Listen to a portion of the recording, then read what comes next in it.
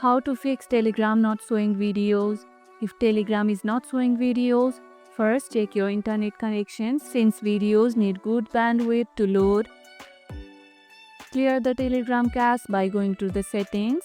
Make sure the videos are not corrupted by trying to play them outside Telegram. Check that your app is updated because older version might have bugs affecting media playback. Restart your device to clear any glitches that might be blocking video playback. Have you had issues with videos on Telegram? Share your solutions or stories in the comments below. Fixing video playback issues helps keep your multimedia chats running smoothly.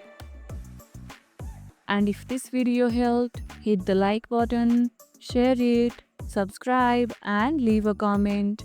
Thanks for watching, and I'll see you in the next one.